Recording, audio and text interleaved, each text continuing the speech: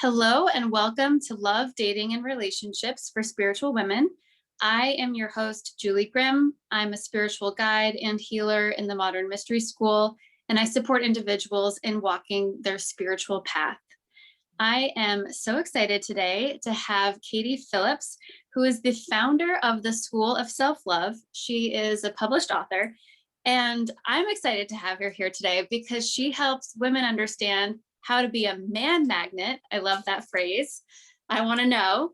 And also how to energetically prepare for your soulmate, which is also something that I'm super curious about. So Katie, thank you so much for taking the time to be here today. Super excited. My pleasure. Thank you so much for having me. Can't wait. Yeah. This is going to be a good conversation. It's going to be juicy. It is going to be juicy. It is absolutely. Because I'm asking these questions obviously for the interview, but they're like questions that I feel very curious about myself. So let's just dive right in. Yeah, let's do it. So this series, I specifically created it for spiritual women. And I feel like there might be unique obstacles that spiritual women encounter in dating that maybe people who don't see themselves as on a spiritual path might not. So I'm curious, in your work, what obstacles do you see these women encountering when they start to date or when they're dating? Okay. So I'm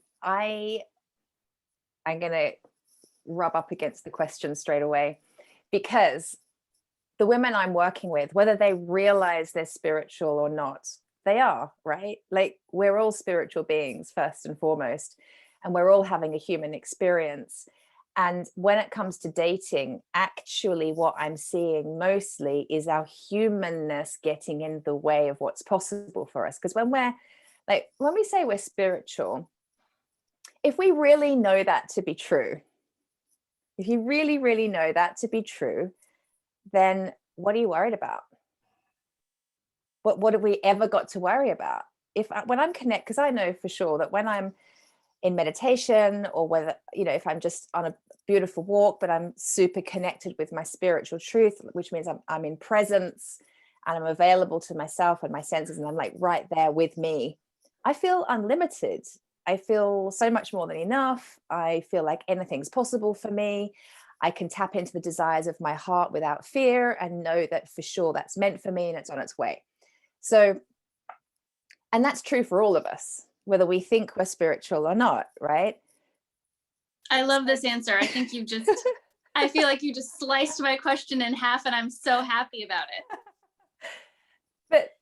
But there are obstacles. So yeah, like when you're dating, or if you're feeling like you're in some kind of struggle, like it's not happening for you, where is he or she, whatever, and you're kind of impatient, is it ever going to happen for me?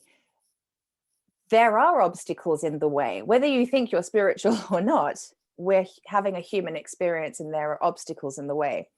And there's several obstacles that I'm seeing in women. The first one, which is huge, is this belief that they have to figure it out. They have to figure out. We don't have to figure it out? No, you don't. They're like, where is he? What do I need to do to find him? What app should I go on? Is my profile good enough? Which pictures should I use? All this stuff. And it's like the busyness. And then they wonder why they're exhausted. And they're like, oh my God, online dating is a nightmare. It's such a pain. And I literally have to treat it like a part-time job, maybe a full-time job. And I used to feel exactly the same. And I was like, oh my God, don't even talk to me about online dating. I can't be asked. I was a single parent. I was running a business. I was running the house on my own. I had a lot going on. I had a full client load. And then I was like, I had to figure out how to find him. Like, I don't have time for that. Right. There's just not enough time in the day. And I love too the busyness. I think that's what it is, because it feels, I guess, active and productive. That's how I'm like, oh, what can I do? Here's this concrete thing that I can do. But at the same time, it can also just become a mess. Yeah, totally. And I mean, when I was single, And by the way, I was single parenting for 8 years before I met my guy, and we were then married. We were married 2 years ago now. We've been together for 4.5. So it is possible, right? There's hope. It can happen. I spent 8 years thinking it's never going to happen for me. Where is he? Well, not 8 years actually. I'd say 6 years until I realized what I was Right, doing wrong and started to understand what my obstacles and blocks to love right. were, which were entirely energetic, and we'll talk about that today. um and I used to like I decided that my man was going to be, he was uber spiritual, and he was so awake and conscious, and he was probably, like, I'm really outing myself here, it's kind of embarrassing to say, but he was probably an author of many books, and he was probably like international touring, doing speaking events, and like I just had this idea in my head that he was like this super awakened, conscious, amazing man, because I'd spent years doing my own work, and I was looking for my vibrational match, and I figured that's what it was going to be. um, I came to understand, it's like, who the hell did I think I was to think I knew who he was and the package he would come in? And perhaps we can talk about that today. But I decided, okay, I have to go find him. So I went traveling the world. Like, I very intentionally was booking myself to go to like transformational retreats and events that cost quite a lot of money to go to, required my travel to get to. I was like, that's where he's going to be hanging out. I wanted to be there, by the way, and I had a great time, made great friends. It was wonderful, met some cool dudes. But I was so thinking that, and this is our humanness, I thought I had to go find him. I thought I had to figure out. So I'm in my masculine mind here, right? I'm like, with what Yes. I know, he's probably hanging out there. So I'll go So there. my version is a little cheaper, but I absolutely have that. It's like, oh, if I go to this coffee shop, if I go to this place, it's like, Yeah. but I'm not. And sometimes, I mean, I enjoy those places too, but I can tell the difference between I want to go to this coffee shop because that's how I feel today. And Mm, that's what's really Julie wants to do, versus this is part of my little mastermind agenda where I'm moving all the chess pieces. And surely when I make this move, it's going to happen. yeah, exactly. So you're describing right there the difference between being guided by your masculine as opposed to your feminine, who's like, it would just feel really good to go hang out in that coffee shop. That's when you're magnetic. That's when you probably meet him. But when you're like, oh, he's probably hanging out there, I'm going to go there, that's actually quite a repelling energy. And it's exhausting, And So it's not while, trusting, which is everything in that first yes, moment when you sliced my question in half. I was like, this is brilliant because it's exactly to that point. It's not trusting, it's not aligned with my spirit. It's really coming from mm, that human side of me, which is okay. We are having that human experience, like you so yeah. eloquently said. Um, and yet that might be precisely the obstacle. Yes, absolutely. Yeah. And then within that human experience, what are the obstacles? So, it's I mean, so many things. For example, a lot of the women that I'm working with and coming into my space, they're focused on what they don't want, not what they do want. They've had their heart broken multiple times. They're very acutely aware of what doesn't work and what they're absolutely unavailable for, but they haven't actually dialed into what they desire instead. So there's no vision for the next level empowered masculine, the next level connected, like soulmate love. It's, I just don't want that. Yeah. And when I see that, because I'm on dating apps now, and when I see that, it does come across quite negatively. Like if I'm reading somebody's profile and they're like, you can't be this way, you can't be that way. This is a deal breaker.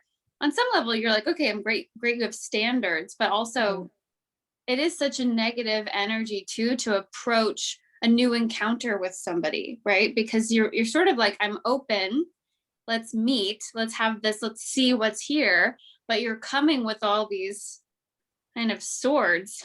well, you are, because there's that piece about what we don't own owns us. So while you haven't healed your heart from past relationship hurt, while you haven't healed, and these by the way are other like obstacles to answer your question. So while you haven't healed your heart, you're bringing that into your present day experience and your date. While you haven't healed your inner child and perhaps parental wounding, whatever it was for you, that will own you, and you're bringing that onto your date. And so you're relating to this poor guy just who probably also just wants to love and be loved just like you, but you're bringing all your shit, you know, to Right.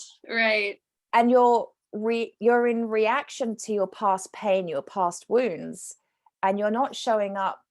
Like, I'm not saying you have to be fully healed to meet your one. It's an ongoing journey, and you will meet him and then you'll grow and heal together. It's not about perfection, but it is about doing quite a lot of your own inner work and healing to be able to just be like to be aligned with you, and bringing an empowered, healed energy to the environment. So then you really are truly open. Like, you want to call yourself spiritual, this is our work. It's like, oh yeah, really, I'm spiritual. So that's my minute by minute everyday practice of showing up without judgment, coming from love, not fear. Like, we talk the talk, but we're really being invited to walk the walk when it comes to, well, always, but when it Absolutely. comes to dating. So powerful. And I think that's why I'm just fascinated by dating. Clearly, I am dating. These are real questions that I'm asking myself all the time. But I think I also just love dating because it's such a clear reflection of what you're bringing to the table or not bringing to the table, or what's left the table, or, it's sort of like real time. You think exactly, oh, the next man, he's going to be so spiritual. He's going to be this, he's going to be that.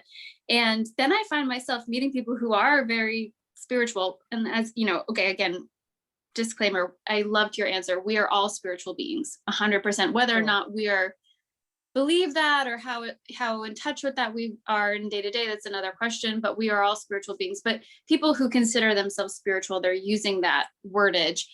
But then I'll find myself almost instantly not liking them and rubbing up against them, because both of our thoughts about who we are and what we know are already kind of taking up too much space.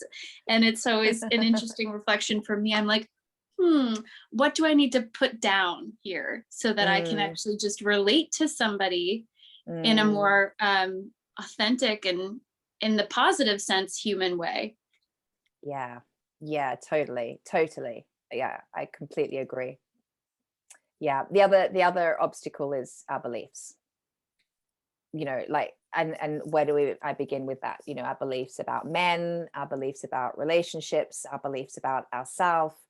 Like, we have a lot of sabotaging negative belief systems running, and it's really when you start to do the inner work and start digging into what they are, you start to understand why he's not coming in. I mean, I used to have, like, for example, one of the things that propelled me to go travel the world to find him was the area I was living in. I was like, I didn't really want to live in that area. And I thought, my guy's too cool to live locally here. He's way too cool to live here. And so that was a massive block. Right there was an obstacle, because I didn't believe he was even here. He was out there somewhere. Interesting. But then when I realized that was one of my many belief systems, I met him. He lived 15 minutes drive away. See, you just saying that, I realized I don't think where I live is cool either. Right. And I'm like, he wouldn't be here. I mean, at least a few towns away, because this is kind of, I don't know why, this is a weird town. Like, my mom lives here, so that's why I'm here. But you're there. Exactly. Right. And you're cool. So, I do my best. But even just identifying that that's a block, because it's so interesting listening to you talk. I'm struck by how mischievous these thoughts are. Yeah. Because I've actually been relating to that as a way to, that's like a breadcrumb. This is showing me where I do need to go, versus, no, this is actually a block that's preventing you from seeing what's right in front of you already. Totally. Yeah. So fascinating. Yeah. And this is a, how did you describe that belief? Oh, I can't remember, but like this is kind of a surface level fun. Oh, you didn't say quirky, you said, what did you say about this belief? Mischievous. A mischievous belief. Yeah. And it is, and there's many of them. And then there's the deep pieces. For me, one of my biggest pieces that I had to heal and overcome was I don't trust men. I mean, categorically, and it wasn't until I realized that was going on, I was like, my God, no wonder I'm not calling in an empowered man. No wonder I'm calling in codependent relationships with addiction, relationships with narcissism. Like, I believed that men weren't trustworthy. And so I kept creating experiences for myself where I was not able to trust or feel safe in some way. So my healing journey around the masculine, which is a whole other conversation, that became really important. But there was belief systems there. They were deep. They went right back. I mean, they do go right back into previous lives. They're not just of this life and something kind of fun to joke about, like it's painful stuff, right? Right. So, but yeah, I mean, there's multiple obstacles to calling in your soulmate, on multiple levels and layers. And it's all energetics at the end of the day, because our beliefs are energetics, our emotions are energetics. It's all energy, isn't it? And to become the vibrational match for the guy you want to call in, or girl, Right. whoever you're calling in, right, to be the vibrational match, you gotta clear up your energy wherever it needs clearing up. yeah. So powerful, so simple, and so not easy, and so Totally. Yeah. so not easy at all. Yeah, totally. But very interesting. And you've made me think already. I'm like, I need to do some reevaluation. I thought I was kind of good, thought I was doing okay in this area. And I'm like, I think there's some miscommunication going on within me. Look, you are doing good. You're doing your best. We all are. Right. And here we are having this amazing conversation, and you've decided to bring questions that are your questions, because you are a spiritual woman who desires to keep evolving and growing. And this is just your next piece. I think that's a really important bit to remember, actually. It's because I used to really beat myself up. I would look at other women, because remembering I was also over 40 by this point. I was still single with a child. And I was like, oh my God, like, when's it going to happen to me? There must really seriously be something wrong with me that it's not happened yet. And I would look around me at my friends, and it seemed so easy for them. But it just, like, I couldn't believe that there I was having to hire a coach. Then I hired another coach to help me with my inner journey to become the vibrational match.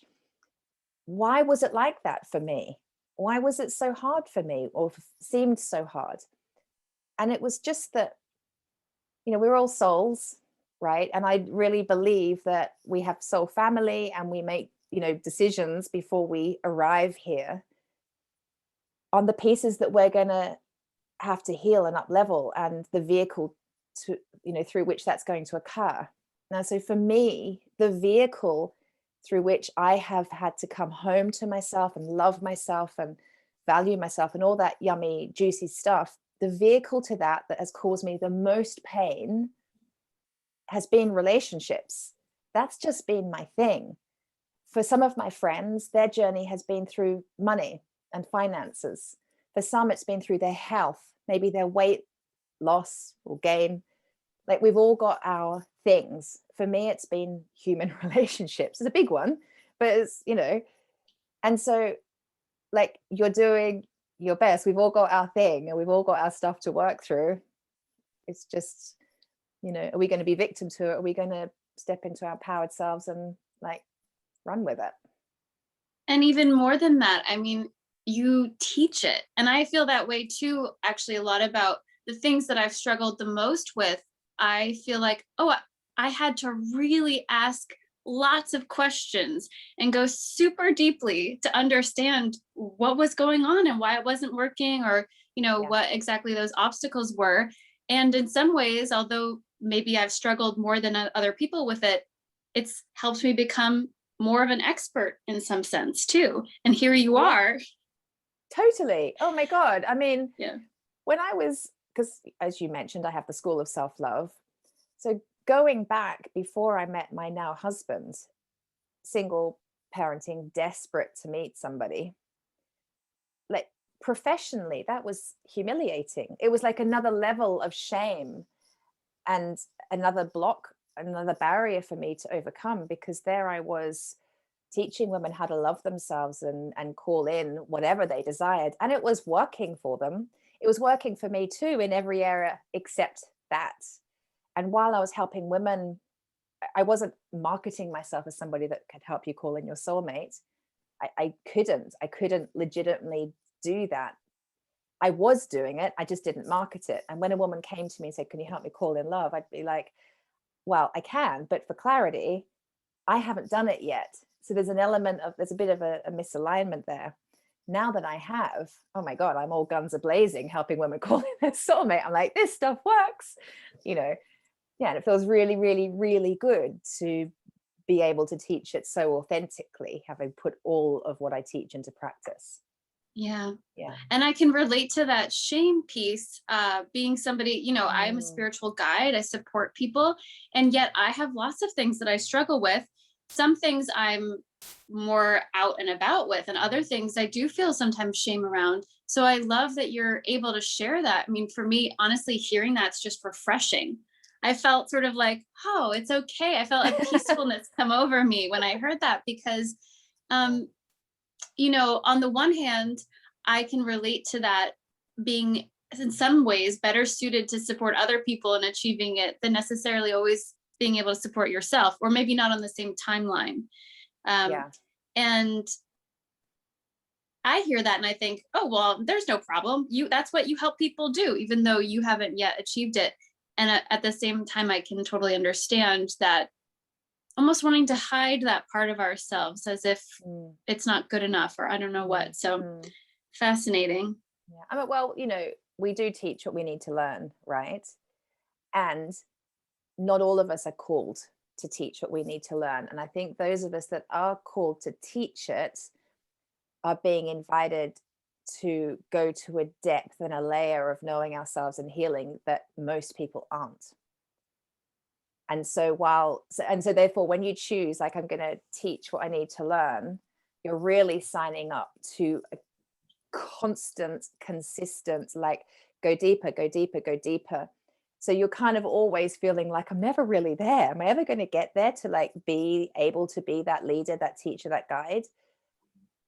And that's how it will always be, because you've decided to teach what you need to learn, and you will always evolve. You've always got to teach what you just learned. So, like, it's just sort of this, like, never ending process. And the sooner we can accept that, I think, the more we can focus on just doing the good work.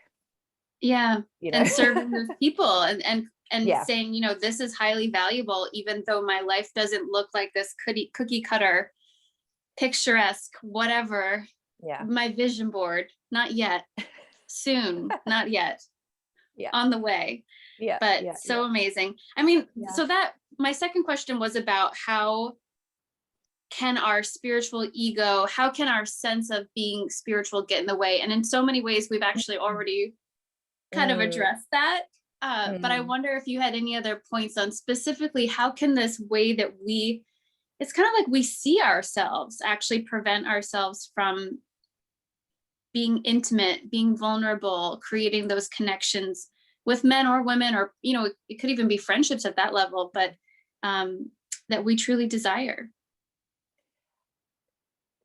To answer that best, I probably have to just dive into my own experience, like to share my own experience, because I very vulnerably told you what I was out there looking for, which was so ego. Here I am, spiritual woman. Can you hear the ego in what I shared? I was out there looking for my international speaker, multiple book writing, spiritual. I see that teacher, when you were, I'm like, but you know, that could happen. Sure. Yeah, totally.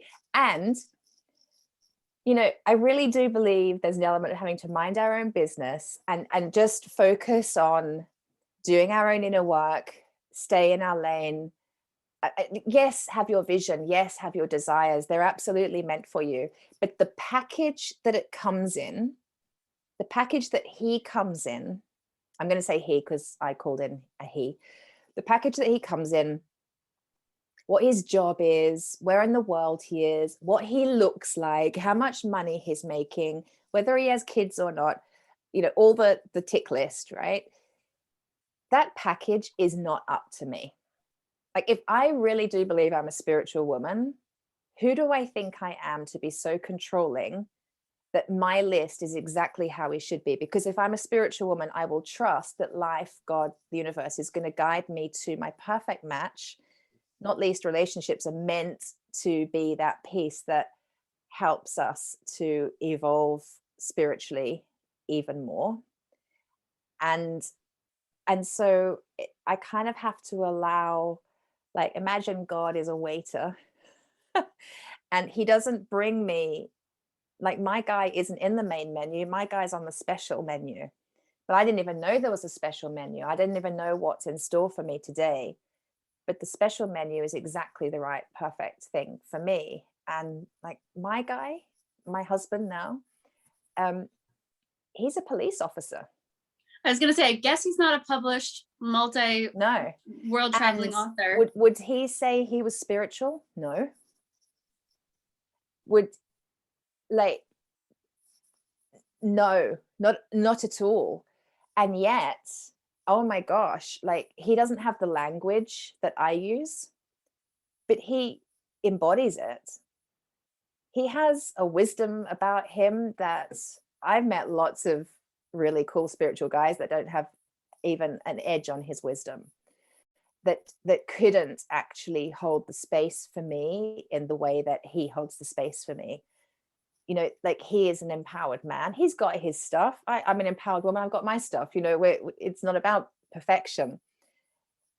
He is my perfect vibrational match. We have the conversations that I thought I could only have with the other dude.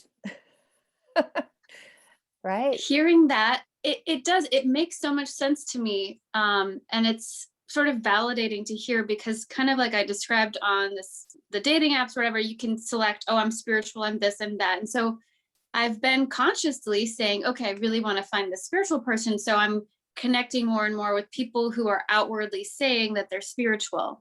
But oftentimes finding that whatever that resonance, when I say I want a spiritual man, that resonance that I'm actually talking about, I don't find in them.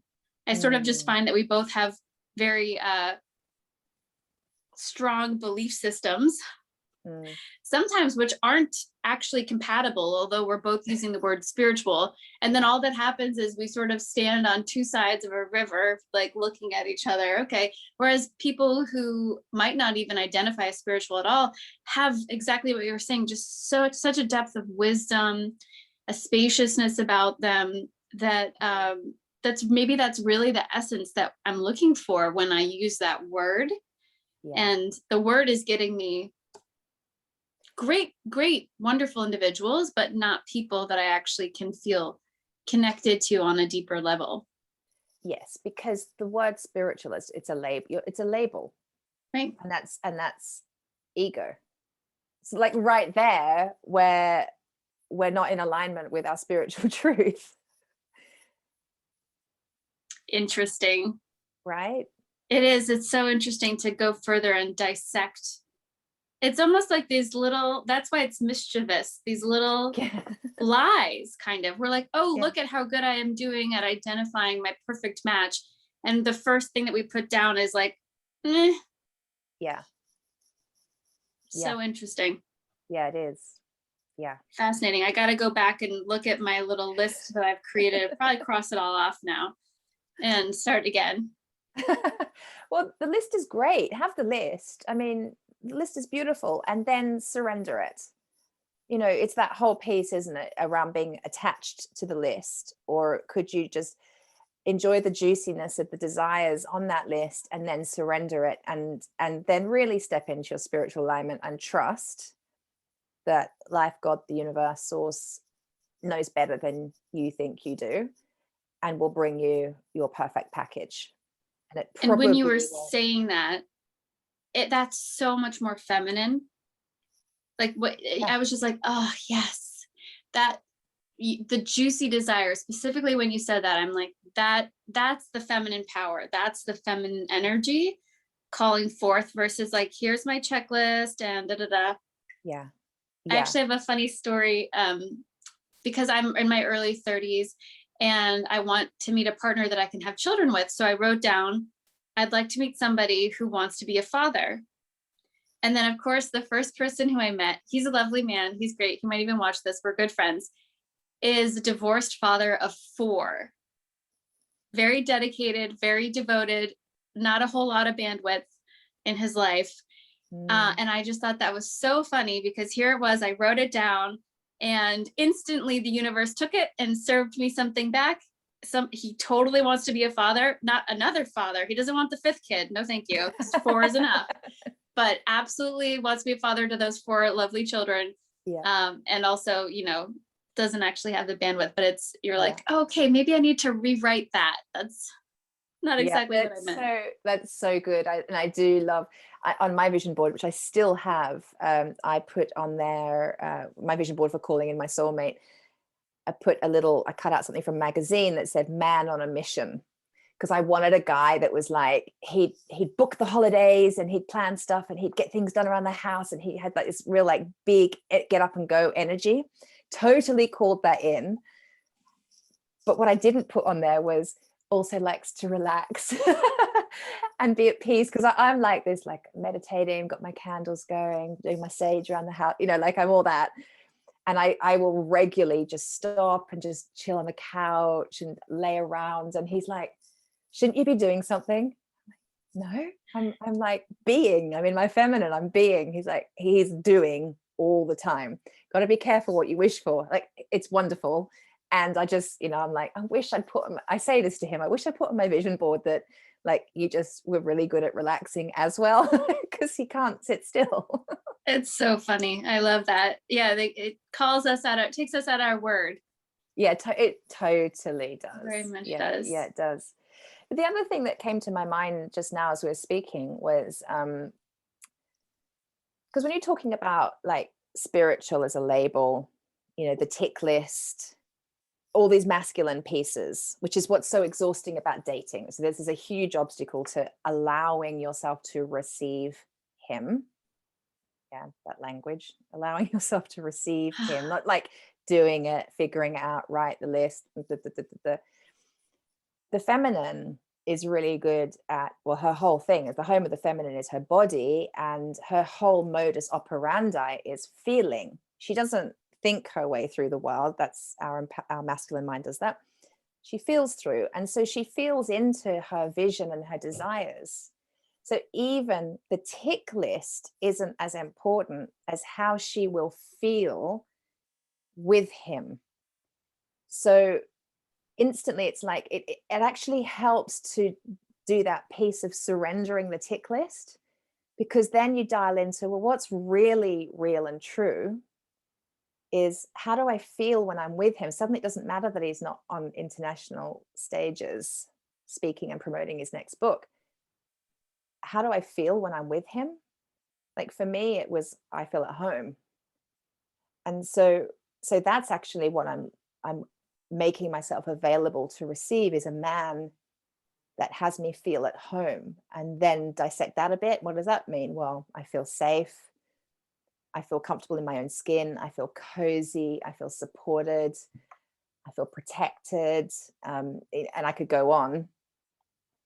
And so then the work on a day-to-day basis, like what's the work? It's not the right app to get on. It's not get on a plane, go find him. It's the work is, well, for me, it was feeling at home. It's the work is, how can you create that experience for yourself right here, right now? and just dial into that. And when that's your focus, and you go on a date, the date is just like a fun life experience. Is he your guy? Isn't he guy? Don't know. Maybe, maybe not.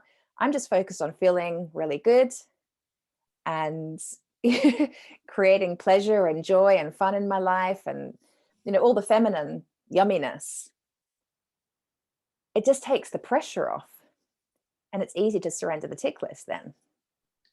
Yeah. When you're saying that, I mean, I just felt myself get so much calmer and more subdued, and sort of it's like grasping. I think that, a place where we want something else, we feel like we need to hold on to something, we need to know, our mind gets really active and busy.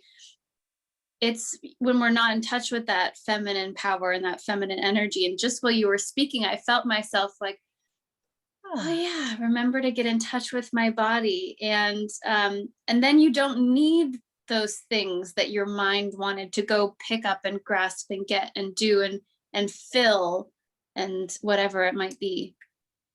Yeah, totally. Because again, so if you're going to say you're a spiritual woman, then surely what's most important is how you feel. And because the most important piece is how I feel. And so how will I feel when I'm with him? Not what's your job description? How much money do you make? What color hair do you have? It's like, how do I feel when I'm with you? And so that when I meet you, then it's not like, how will I know when I've met him? Well, you'll just know, because you're dialed in to how you'll feel when you're with him. You've been practicing feeling that on a day-to-day basis. That's how you're manifesting him. You're making yourself available to receive him. When you meet him, you will feel that way with him. And then your feelings are your signpost. That's what we can trust our feelings. We can't trust this. This is only working with like what we think we know. And So like, powerful. Oh, and I think for a lot of found people, you. I mean, I know for me, what you're saying right now, I'm like, yes, 100% yes. But even 5 years ago, I trusted my mind so much. And it's mischievous, it's sneaky. I'll trust it tomorrow. I'll trust it in 10 minutes. I'll say, oh yeah, that sounds right. But, meanwhile, I might totally ignore some feeling within me that is actually pointing in a different direction. And so exactly what you're saying, that practice of getting in touch with our feelings. I know as a woman, this is as a generalization, but I feel like we often will put our feelings aside for others, for XYZ, where, and in some ways, when we do that, we're actually kind of abandoning ourselves and what is most important. Like you were saying, if I'm a spiritual woman and my feelings are at the center of how I'm navigating life, well, then I better put them at the center. Yeah. And not in the closet, not tomorrow after I've finished blah, blah, blah, not underneath the bed or whatever, but really at the center. Totally. And then actually they can be a bit mischievous, our feelings, come to think of it. There's a little bit of let's just add a little warning label to this, because this is why there's this important piece of doing the inner work and healing your heart, healing your inner child, healing what needs to be healed. Because oftentimes you can meet somebody and you can feel, oh my God, you are so the right fit for me. You are my perfect match. Love at first sight, because they're so familiar, and we love what's familiar. We feel safe with what's familiar. But if we haven't done our deeper healing work, what's familiar can be that old nasty pattern of codependency, or calling in narcissism, which has us, that old nasty experience of feeling deeply unworthy and not able to trust ourselves. So we can trust our feelings when we are committed to our healing work, if that makes sense. That makes sense. Yeah. There's a caveat here, which is understanding if those feelings are coming from woundedness, or if they're coming from our spirit and our soul and our deeper, truer essence. And that, like you were saying, I think doing our inner healing work, understanding our wounds, our traumas.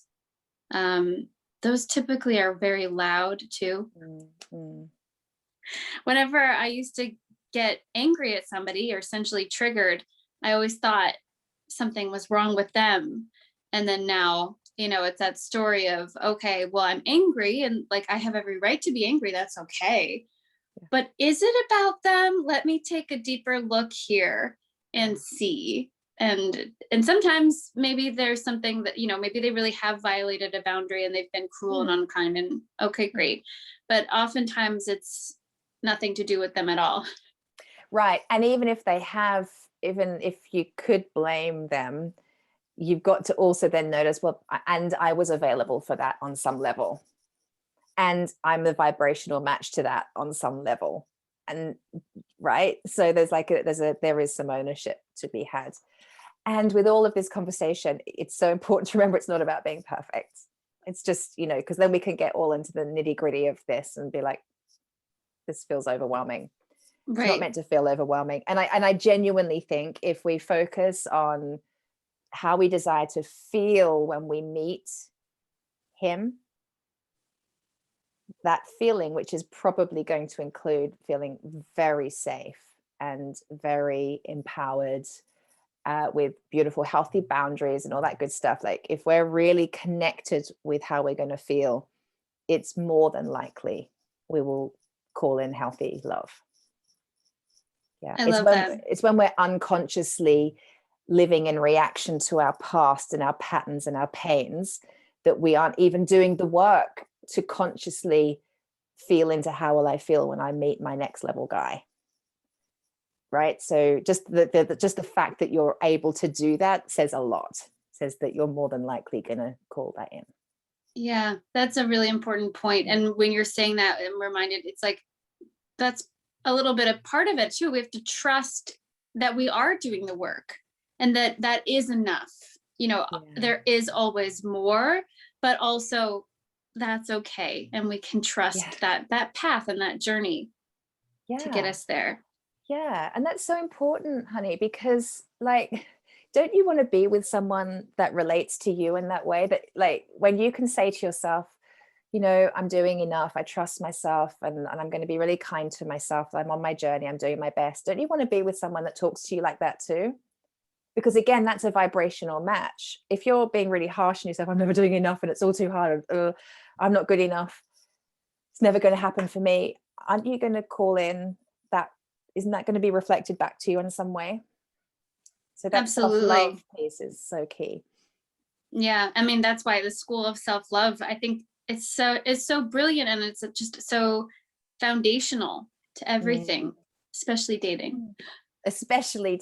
Which I love. Yeah, Which totally. Yeah. Well, we're kind of coming to our end here. We've talked about so much. I think it's been amazing. Such good points. I have one last question, which I think something we haven't really totally touched on, which is how, when we feel disappointed, when we feel like, quote unquote, we failed, maybe there was this exciting thing and then it just out of the nowhere fell through. How do we pick ourselves back up? How do we rekindle that inner flame and find hope again? Yeah, I know. I remember it well. Self-love invites you to acknowledge the pain. First and foremost, self-love says, I feel let down, I feel hurt, I feel disappointed, I can't believe this has happened to me, maybe, in brackets again. And then acknowledge the deep longing that I really, I'm done, I'm fed up with the dating and the longingness to be with somebody that you really want to be with. I think that is first and foremost what we're invited to do when we're disappointed.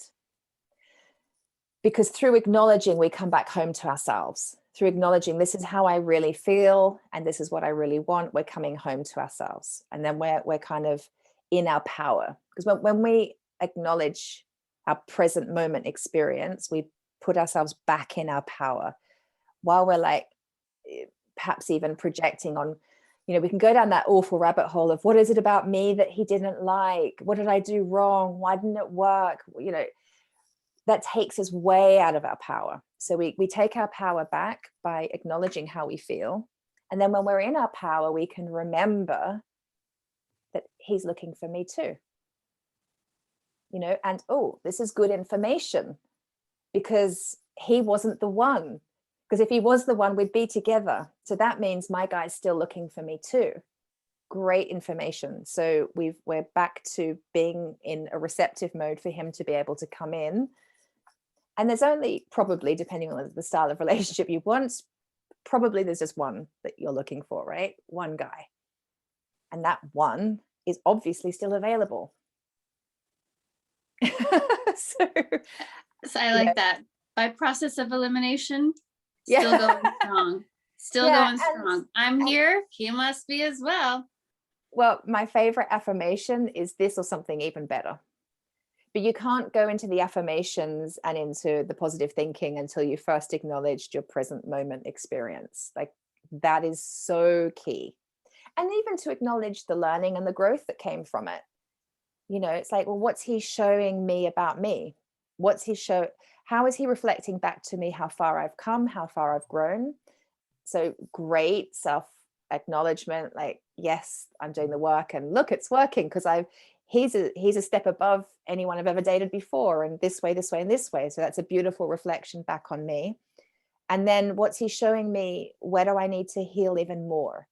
How have I noticed that my heart is still broken from that experience, or my little girl inside is still very, very vulnerable and not trusting of men? I need to heal that a little bit more, whatever it is. But use it as information. An empowered woman would use it as an information. Yeah, so what you've done is just cut out all, because for me, there's always, well, what's going on with him? Like it's curiosity, but on some level, it's actually kind of sabotage that I'm wondering, well, what happened in his life? Where did he go? Da, da, da. Is it something about me? But you've just cut all that out for like, don't even go there. I mean, just stay with your feelings, reflect on what it's taught you or what that mirror was showing. But there's almost no point in really going deeper into what you can't know. Well, I mean, allow yourself that process because you're human, right? You're human. So you're going to start by going, oh my God, what did I do wrong? What is it about me? You're going to go down that victim route. Okay. Often that you'll go down there and you'll notice because you're conscious and you'll watch it and you'll be like, okay, so I'm having my pity party. I'm going a bit victim. I'm definitely not minding my own business. I'm in his stuff. You know, that's taking my power. I'm giving my power away by being in his business. And then, so you're gonna have a bit of that, right? But you're in charge of how long that lasts. And then you move into acknowledging, how do I really feel?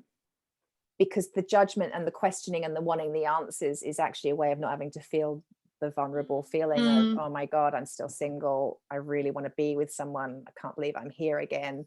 Like that needs acknowledging. So, you know, don't stay in the noise, come back in and feel your feelings. Then you're in a position to receive the learning and the growth, you know, and then this is something even better. Bring it on. Where is he? He's coming. Get into anticipation energy of like, oh my God, he's looking for me. Am I available for him? Better than that other person? Yeah. Well, okay. Yeah, totally. Yeah. So all I have to do now is just be with me, do my inner work, choose to feel good every day and allow myself, you know, because when I'm in my feminine, I'm a magnet for him to find me because that's how masculine and feminine energy works. I'm in receiving mode. I'm going to allow him to come in. I'm just going to focus on me and allowing him in. And that's I love it. Fun stuff. I love it. And embrace the package. And I love that he's a police officer for you. Yeah. It's amazing. But when you're saying, you know, safe, protected, it's like, yeah, police would be good for that. Yeah.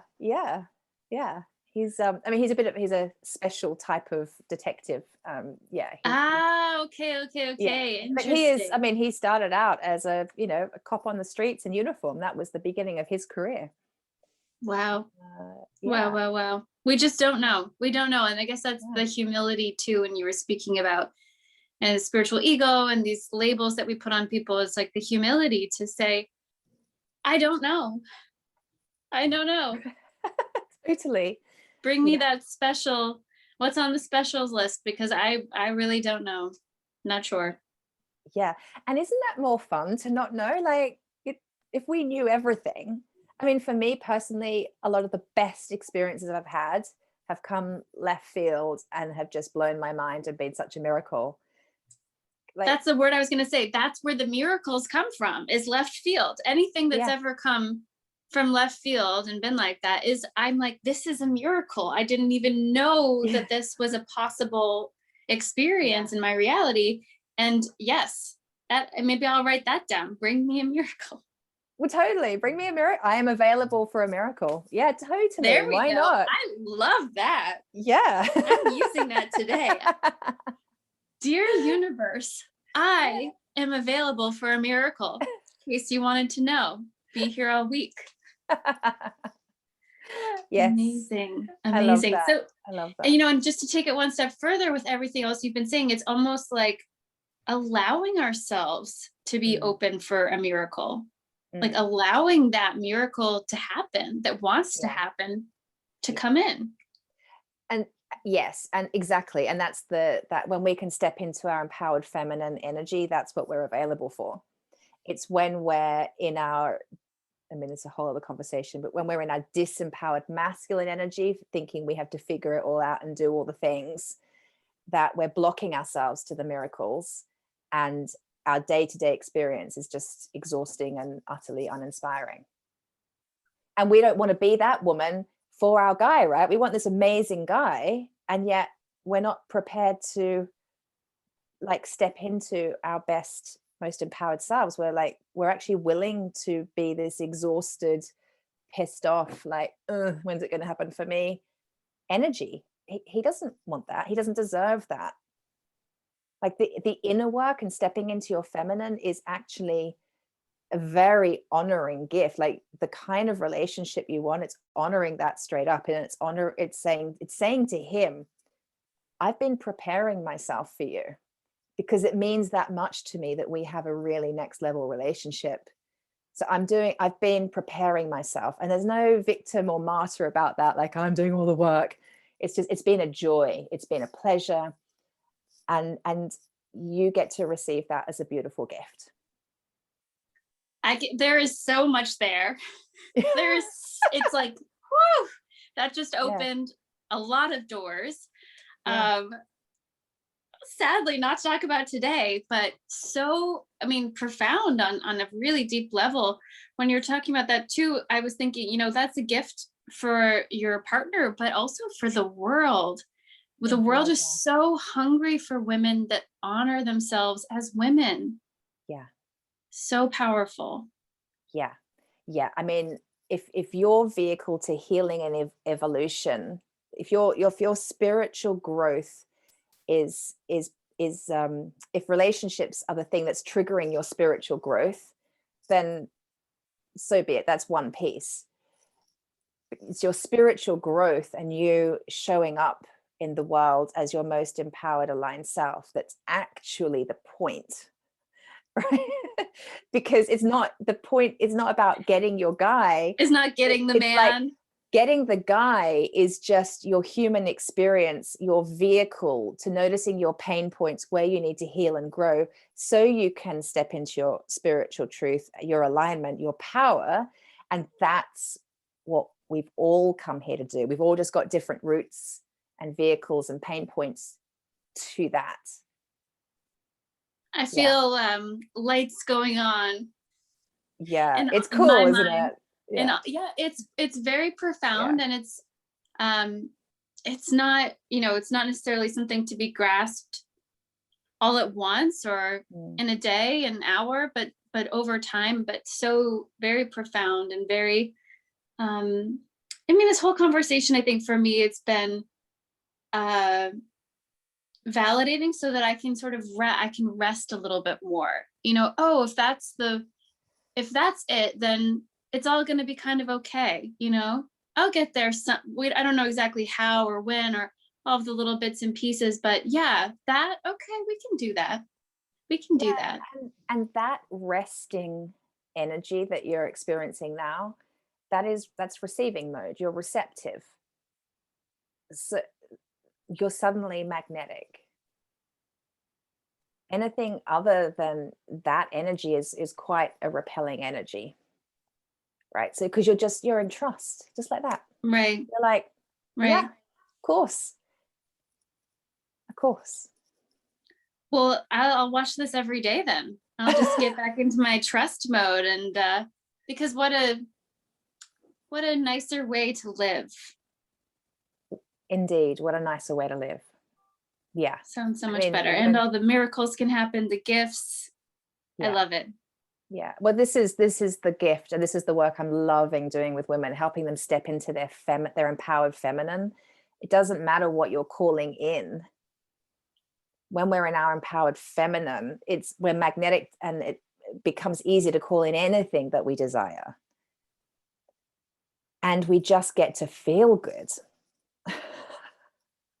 Sign me up. I mean, and yeah. we all did.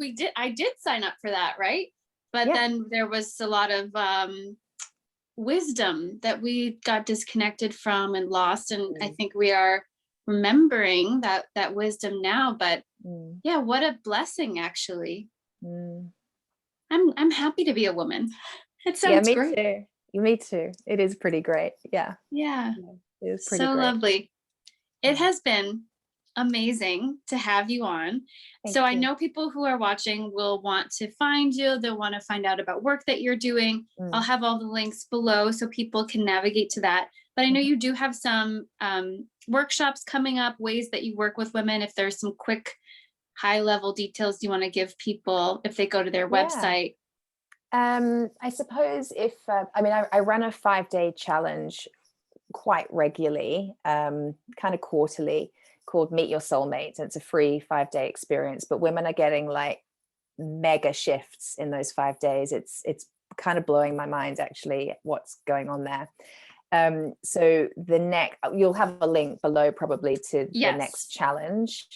And then just to stay in touch, come on over to the schoolofself.love. And there'll be a link on the page. You can opt in to get my, it's called Love Bites. It's a 7-day video training on how to love yourself, essentially. And then once you're opted into that, you'll receive a weekly love note from me. And follow us on Instagram, theschoolofself.love. And you'll find us. We're kind of everywhere. Amazing. I feel like people, they'll come for the self-love, but they'll stay about becoming a magnetic feminine, or stepping into that magnetic feminine, because I feel like that wisdom that you're bringing is so alive right now, so potent. Thanks, darling. Thank you. Well, we teach what we need to learn, right? It's been a journey. Yeah, indeed. Yeah. So amazing. Well, thanks everybody. Have a good day. Be well. Thanks for having me. Yeah.